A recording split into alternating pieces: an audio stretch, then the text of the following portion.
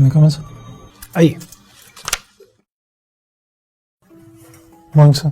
Morning. Good morning. Please take your seat. Thank you, sir. You're Mr. Shreyans. Yes, sir.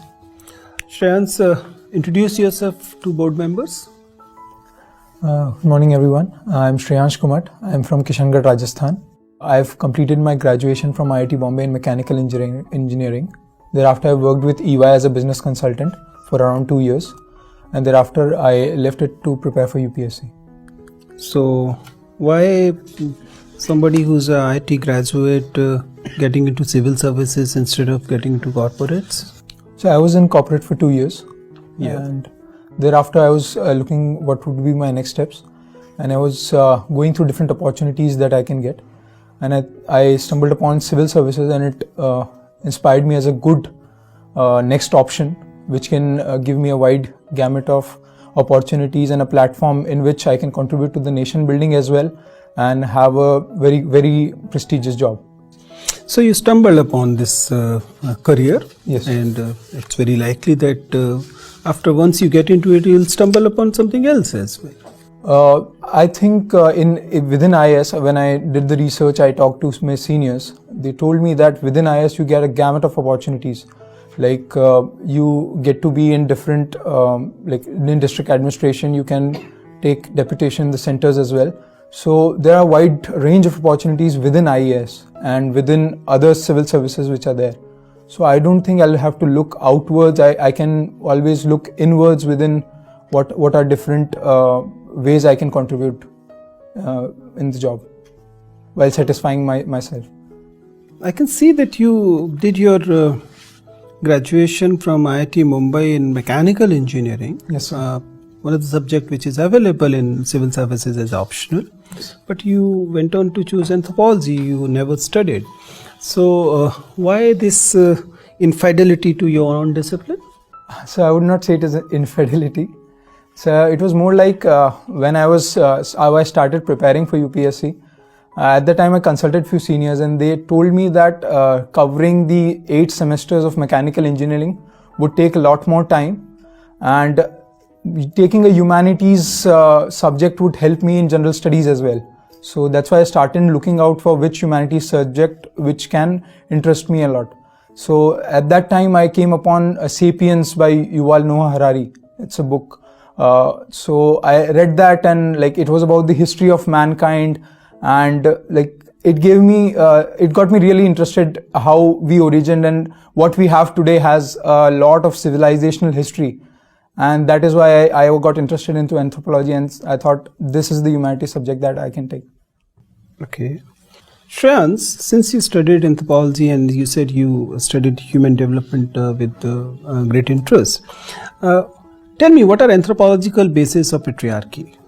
So when during the course of evolution, what has happened that the erect posture came upon human beings, and because of that the birth canal shortened, and the human babies started to come out as underdeveloped children.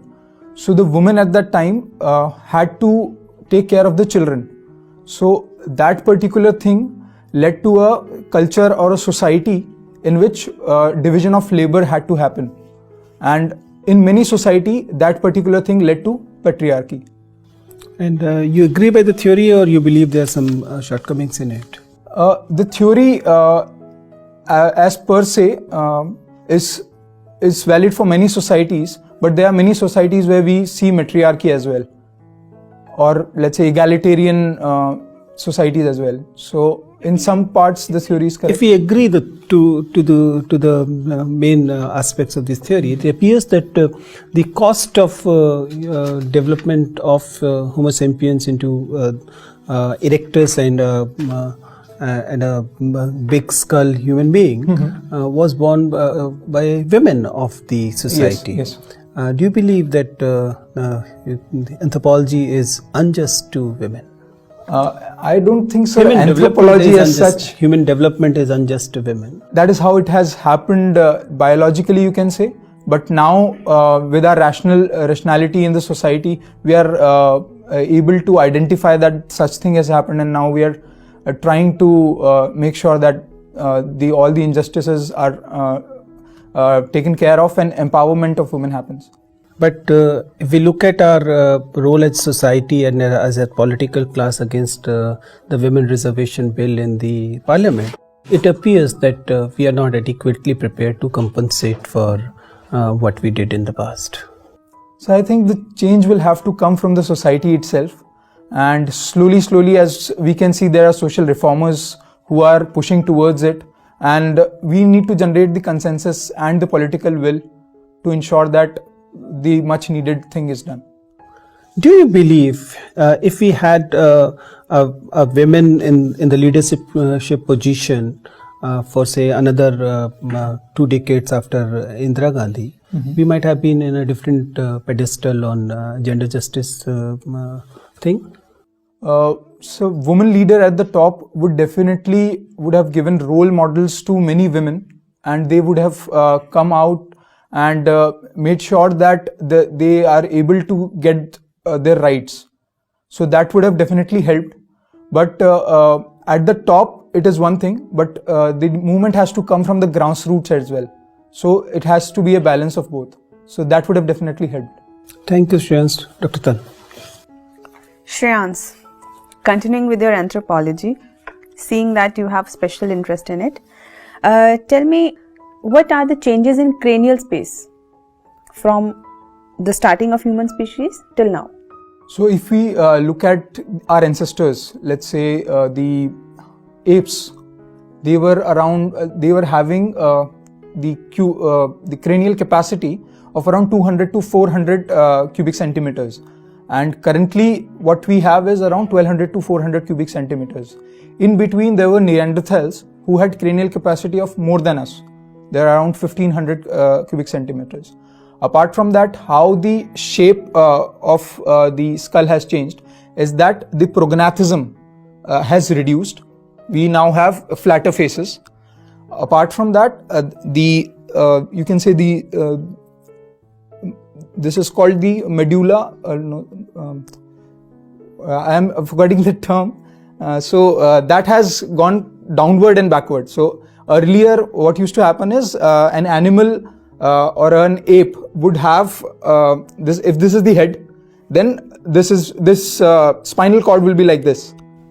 Vertebra will be like this, and now we have erect posture. So that has changed. So that has continuously helped us to be bipedal in nature and to be able to see farther things and help us in hunting. And these changes have helped us grow as a species. Okay. Which do you consider is the more important event of evolution? Cultural revolution, agricultural revolution, or cognitive revolution? You have read *Sapiens*. Yes, I have. I would say the major gulf which was created between animals and humans was the domestication of fire, because it helped us grow our brains, and at the same time it led to enormous power in the hands of humans. But I asked you to choose between agricultural revolution, cultural revolution, or cognitive revolution. Yes, so I'm saying that the cognitive revolution which happened after this will be the best one, I would say. Okay. You are also from Rajasthan. Yes, ma'am. I find that Rajasthan's culture is full of gender discrimination. There is feticide, there is infanticide, there was a social evil of sati. Till now there is violence against women, dowry, and lot many things. And still people say that Rajasthan has a rich culture. Convince me that Rajasthan has a rich culture. I don't feel so. Ma'am, all these things that you are saying, that women of the Rajasthan are marginalized, they have not been given equal rights in the society. I would agree with that. That has been there in the past, and slowly we are changing. We have taken many steps. You can see the child sex ratio has improved. The PCPNDT Act has been enforced with greater extent. And at the same time, I would say the culture of Rajasthan this thing has a bearing on the culture of Rajasthan. But if we look at the culture of Rajasthan independently, it is a very rich culture. If you can look at the example of conservation of forest from the Bishnoi community, it was Amrita Devi Bishnoi ji who led the conservation of the khejri trees at that time. Apart from that, there have been many poets like Mirabai from Rajasthan who opposed Sati Pratha and continued to be a cultural heritage for us. Good. Now let's take a situation. You are getting married, and now that you are a big officer, so your father-in-law decides to give you big gifts. He wants to gift you one bungalow, one car, and a lot many things. And he insists that this is not some kind of a dowry, but rather a gift to his daughter or his son-in-law. So, what would be your stand? Ma'am, I would first try to understand what is the reason why he is giving me so many gifts. I will talk to my parents as well and talk to my wife, so to get to understand what is the motivation or intention behind those gifts. If it has anything which can hamper my professional work, then I would refuse that particular. You are a Jain. Yes, ma'am. So there is I have seen that many Jain sadhus who are very young, Bal sadhus, there is a practice of Bal sadhu. What do you think of that practice? Ma'am, if a person attains vairagya, detachment from the world, it can be at any age. So if it is done by the person himself with his voluntariness, then there is no issue with it. But if it forced upon him. So do you think that a child so young, 5 years, 6 years, 9 years, is capable enough to understand whether he or she has vairagya or not? Ma'am, the development of mind takes place at an early stage. So it is different for everyone, I would say. Okay. So in order to categorize that an 8-year-old child. Tell me names of 3 Tirthankaras. Rishabdeva, the first Tirthankara. Parshvanatha, 23rd Tirthankara. 11th Tirthankara, Shriyanshnath ji. So, taking hint from Jainism, what is the difference between Preksha and Preksha Dhyan and Vipassana? Sir, I have not heard about Preksha Dhyan. Okay. I can tell you about Vipassana. Vipassana. You have been indulged in NCC also. Yes. Your learnings from NCC, what are your learnings? I would say the motto of the NCC itself, unity and discipline. During my time with NCC, I developed a kind of discipline which has helped me till now.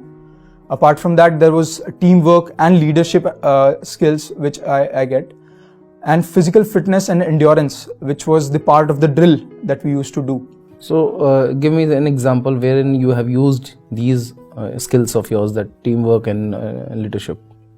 So during when I was organizing Mood Indigo, our cultural festival in the college, I had to manage a team of around 60 people and had to conduct around 70 events in the span of 4 days. So at that time, all these things really helped me. During my job for 2 years, I was in different positions and worked with different clients. There were interns under me. You were in charge of the team, or were you leading the team? So I was part of the team, and I was part of I was leading a vertical in the project. Okay. So there were interns under me. So I showed leadership and teamwork both. Do you think that NCC should be compulsory in the curriculum for all? NCC would definitely provide a lot of qualities to the youth, but it should be an voluntary exercise, because in IIT as well, the first year they give us choices between national sports, NCC and NSS. So all these things, I believe, are towards character development and quality of development for the youth. But no, single word, should it be compulsory or not? I don't think so, sir. No, okay. You went for studies of 11th and 12th class to Kota. Yes, sir. After that, you must have also taken some coaching for the civil services. Coaching for the civil services? Civil services. Yeah. You have? Yes. Okay. Absolutely, for the anthropology, certainly. Yes, sir. Okay. Then, do you think that our education system is not adequate enough to prepare ourselves for the competitive examinations, and we need coaching to aid that. So it is like this: if everybody is taking help, then if you are not taking help, then you will be behind in the competition. Okay. Like if you say it generally. Okay. So if you want to achieve a goal like faster, or Don't let's you say, think that it's something of a sort of a capsule, sort of a studies? I would not say it is a capsule kind of a thing, but it helps you. It reduces the time you spend on things while gathering information. Okay. But still, you have to imbibe everything. The thinking, the thought process, all yours. So you are a vegetarian or non-vegetarian? I'm a vegetarian, lacto-vegetarian. Lacto-veg. Okay. You have been asked by the government, whensoever you were posted, that you have to improve the non-vegetarian, or should I say poultry culture, as well as the production of the eggs, and you have to promote it in the schools also for the eggs consumption to all. So will you do it? So it depends. If you are saying that I have to promote eggs for all, that would be that would not be a good thing, because everybody might not be non-vegetarian. So depending upon the preferences that people have, I would consult them. Those who would want egg can be provided with egg, and those who don't can be provided with other protein alternatives. Okay. And about the promotion of livestock, I would definitely ensure that livestock is promoted, because that is going to help our farmers have a fallback option, or a diverse option in their occupation. Okay. So, Okay, Shreyansh, you were exchange student in Paris, right? Yes, sir. So, what are the major attractions of the Paris? Some major attractions, I would say it is called the City of Love. So the environment is like that. Okay. Apart from that, there are many monuments like Eiffel Tower. There is Arc de Triomphe on Champs-Élysées. It's a very beautiful street which has like many shops there. Then there is Moulin Rouge. It is a cabaret dance. Then there is many gardens are there. Which Any fort? Any fort? There is Versailles Palace. Have you been to Versailles Palace? No, sir. Okay. And where is the largest museum of the world exist? I think it's Paris, the Louvre. Okay, fine. Can you differentiate between Lamarckism and Darwinism? Sir, Lamarckism was based on inheritance of all the character traits that one has acquired during his lifetime. Okay. Right? And Darwinism is more of a scientific theory which says that natural selection happens between different mutations that have happened. Let's say a giraffe, this is a general example which is given. Did Darwin talked about mutation? He talked about advantageous characteristics, not exactly mutation, because gene and all those things were not there at that time.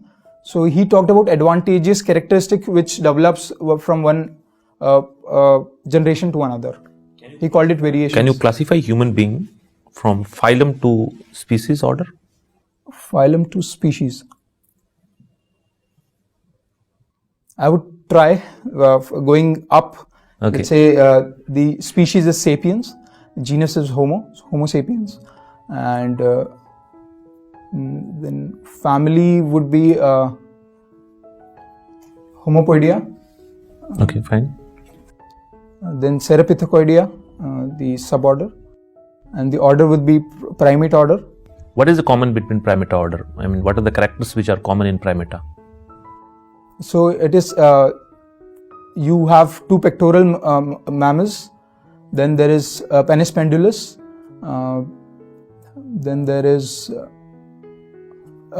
no fur is there. Okay, let it be. There are two terms you must be knowing it: trips and trims. Trips and trims. Yeah, what is that? Sir, it is related to World Trade Organization. Yep. And TRIPS is trade-related intellectual property rights.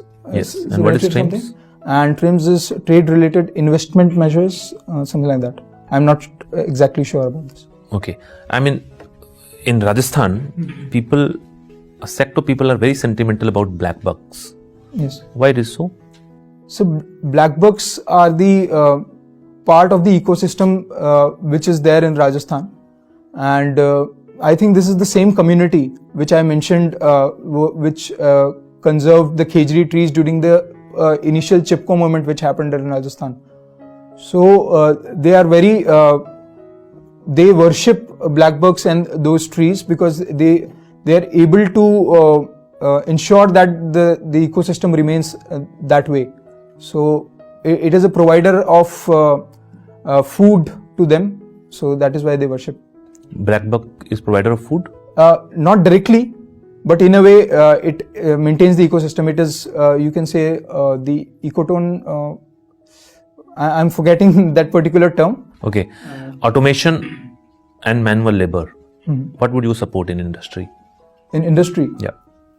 if automation is possible, if it improves the productivity, then I would go for automation. And if it is increasing my cost a lot, then I would, it depends. I will do the cost benefit analysis and then take my decision. Will you consider the employment opportunity that is being created or being diminished due to the automation? Absolutely, sir. That will be a concern. If somebody is not getting out retrenched from the job, then I would definitely look for the alternatives which can be provided to those people. Shreyansh, you come from Kishangarh near Ajmer. Yes. Have you been to the Ajmer Dargah? Yes, sir. Who is the Khadim? So I'm not aware about this. Okay. What are these Sufi silsilas? Sir, Sufi silsilas are schools of Sufi orders. Right. So there have been many, but the prominent ones have been Chishti order, Sohrawardi silsila and Naqshbandi silsila. This Ajmer Dargah belongs to which order? Chishti order. Okay. Tell me, who said this, that if you can't have bread, eat cake? Some historical figure? If you can't have bread, Eat cake? Yeah. Makes not- sense to you? Maybe from someone from Charvak philosophy. Okay. Can you tell me the big four consultancies? In accounting or In accounting, yeah? in accounting? KPMG, Ernst & Young, PwC, Deloitte. Okay. It is said that a consultant, and you have been a consultant, is one who can con people and insult people and then make them pay a hefty bill also. Do you agree? So there might have been some instances which led people to believe that such thing happens. But whatever my experience have been, I think consultants help firms to ensure that their operations are streamlined and they are ahead of the competition. So I don't think it is anything about conning, but there might have been some instances which led people to believe that. Which business is said to be a cash cow? So Any business vertical or anything? No, in comparison, we say that this is a cash cow. okay. So, what is a cash cow? No, I'm not able to relate it to anything right Okay. In Paris, like there have been a yellow jackets movement. now. Yeah. So, why this yellow color of jackets? So what had happened that the Paris government or the French government had mandated that every driver, every motor vehicle driver would have a yellow color vest in his or her car. So when this movement arrived, this was an easy way of like branding oneself. So that is why yellow vest movement happened. Okay. What do you understand by extradition? So extradition would refer to getting a criminal or a person with some alleged crimes to his country of origin or some other country from a country where he is currently is. Okay. Another related term is consular access. So, what do you mean by consular access? Consular access would be the access to the counselors which are there, which are stationed in the foreign country to the person who is from that country of origin. Okay. One final question to you. Like recently, this SC/ST Prevention of Atrocities Act 1989 has been in news. So Supreme Court came up with a verdict, and then the government came up with an amendment to neutralize the verdict. What is your view? Where do you stand? So I would say there have been many instances of atrocities towards SC and ST, and such kind of discrimination or atrocities should not happen. And if anybody is doing it, he should be penalized. That is true, but do you agree with Supreme Court more, or like I would agree with government more, but at the same time there should be some steps which should be taken to ensure that false accusations are not there. Okay, so Shreyans, you studied anthropology and you're watching politics and all nowadays. Can you tell me what's wrong with our marriage system that we do not have happily married politicians at the helm of the affairs? Happily married politician? Leading a country or leading the major parties in the country. We don't have happily married politicians at all. I mean, because we don't see many. There are some, but we don't see many. So I just want to inform you that we are having similar problems in civil services also. Marital discord is taking a toll in fresh bureaucrats getting into. So this is a serious problem. So in politics and bureaucracy as well, I think the work is too much that the person gets wedded to the work and is not able to give time to the person or the life partner that he had or has chosen. So maybe that could be a reason, but exactly I'll have to talk to people to understand like what exactly is the reason behind, because there are some successes and there are some failures. So I'll have to do some research before coming with the researched answer. And then you'll decide whether you'll get into civil services or you'll get married. No, sir. You'll do both. So I think I'll be able to balance the work and my marriage. Okay, it was very nice talking to you. You can leave now. Thanks.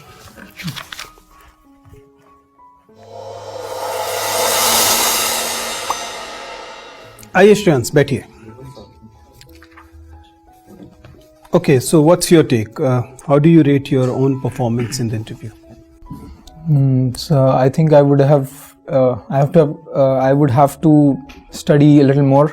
I was not sure about the primate order things, and also the Preksha Dhyan. I'll have to. Preksha Dhyan is for Jainism. If any Yeah, Jain but sits like in the board or somebody would have done it, then the question may arise. Okay. Shreyans, by and large, our understanding is that you're a very promising candidate. You're very promising. The only problem you have is that you have you against you. Okay, so that's our concern. Otherwise, by and large, your posture, except at a few places where I'll be telling you, your posture is otherwise good. Your voice is very energetic and voice level is really good. Eye contact, by and large, apart from a few places, that too I'll tell you, it is good. And by and large, your communication parameters are very energetic. I'm not saying they are the best, but they are very energetic. The problem basically is that at places it becomes very informal. Okay, there are many places where such things happen. For example, if you go to the posture thing, on both places, one is the listening posture and the thinking posture. They need changes. Okay, your thinking posture is like this. Okay, and your listening posture is also like you're ready to pounce on something. Okay. So I'll advise you to be more formal in your listening and thinking. Your facial expressions and non-verbal communication during your listening and thinking, I'll advise you to improve.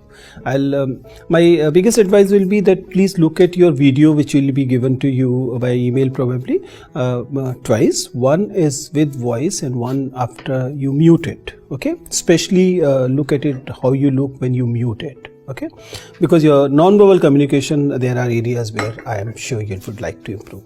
You're very energetic. Your background is really good. You have a very diverse kind of experience as well in limited. You're very young. You need to understand the place you are at 24. At 24, if you are getting into this service, we are talking to somebody who can actually be cabinet secretary someday. Okay, and you need to let this gravity seep in.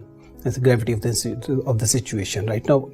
It appears that you are actually not feeling the gravity of it. So that is making you informal at places, because you may actually get into, if you perform very good, even if you don't perform very good, you may actually get into service. But there's no point getting into allied services or getting into IAS after 2 years, because getting into IAS after 2 years will not have the same impact as getting into IAS in 24. So I'll advise you to get serious on this. Okay, that will be helping you. My biggest issue with you is your non-verbal communication is your hand movement. Okay, I hope you realize that sometimes it gets very theatrical even. Okay, I understand that sometimes you actually have to say, especially if you're discussing, say, anthropology, and you wanted to illustrate or demonstrate something, you may have once or twice you can have it, but it was getting dramatic. So curb your hand movement thing. That will be very helpful. Same is the question when sometimes you either bluff or you venture into the area you're not most comfortable in, and that you do deliberately. I mean, you don't realize that nobody is asking the areas, but you're still venturing into the areas which are not your forte. So I'll advise you to be a little cautious. Don't give, see, very smart candidates do give leading answers, but smart candidate is the one who gives leading answer to lead in the area which is the area of strength. You're getting my point? If you're leading somebody into the area which is not your area of strength, then it is not really a smart way of doing it, right? So you can actually work on that also. Otherwise, you are really, really good candidate. You understand the BTech, the areas you have worked on, the kind of personality, the personality outlook you have. There shouldn't be anything that can stop you, except of course you. Okay, so you are doing fine, but I know you can do a lot better, right? You are a very, very promising candidate. This is one of the most entertaining interview we took. I want it to be more than entertaining. Okay? Thank you. All the best. Thanks.